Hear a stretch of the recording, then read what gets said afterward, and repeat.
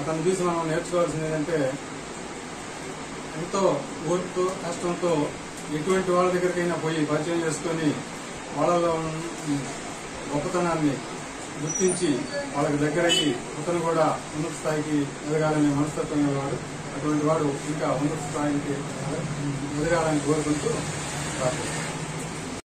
తమ్మన శ్రీనివాసరావు గారు ప్రపంచ ఆర్యవైశ్య మహాసభ EC member. వీరు ఎన్నో గొప్ప కార్యక్రమాలు చేస్తూ అద్దెంకిలో ఒక సేవా స్ఫూర్తికి నిదర్శనంగా నిలుస్తున్నారు. వారు ఆర్థికంగా సామాజికంగా ఎన్నెన్నో గొప్ప గొప్ప కార్యక్రమాలు చేస్తున్నారు.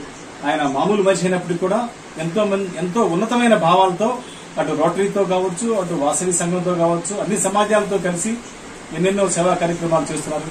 అలాంటి తమ్మన శ్రీనివాసరావు గారు ఇంకా ఎన్నెన్నో గొప్ప గొప్ప సేవా కార్యక్రమాలు చేసి సమాజంలో మంచి పేరు తీసుకొచ్చి ఇంకా ఉన్నత స్థానం రావాలని చెప్పేసి మేమందరం కూడా వీరిని కోరుకుంటున్నాం. ధన్యవాదాలు.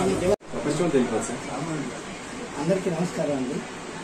రేపు నవరాత్రులు స్టార్ట్ అవుతున్నాయి. గవర్నమెంట్ హాస్పిటల్ ఎదురుగా యాగలమూడి శ్రీలక్ష్మి గారు మెయింటైన్ చేస్తున్నారు. గత 3 సంవత్సరాలుగా ఆ గుడికి నా సహాయ సహకారాలు అందిస్తున్నాను. ఈరోజు రోటరీ క్లబ్ ఆఫ్ సిగిరికొండ అధ్యక్షుడు మన చప్పడి ఏదయ్య గారికి, మరియు సుజనా అధ్యక్షుడు దేవాసర్ దత్తి గారికి, మరియు ఆర్డీజన్ దేవపాలన్ గారికి, రఫీ గారికి చిరు సన్మానం చేసి, అసిస్టెంట్ గవర్నర్ చిరు సన్మానం చేసి మొమెంటో ఇవ్వడం జరుగుతుంది. మొమెంటో ఇవ్వడం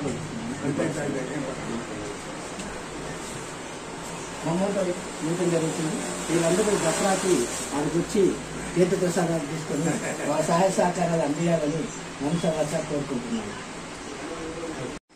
మాకు ఇంతవరకు తెలియదు.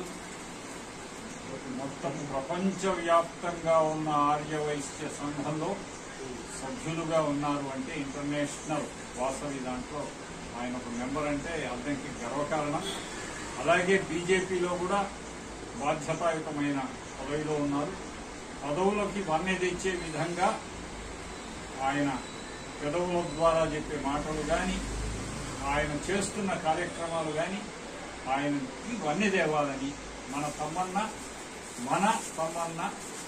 కావాలని, మనందరి తమ్మన్న కావాలని కోరుకుంటూ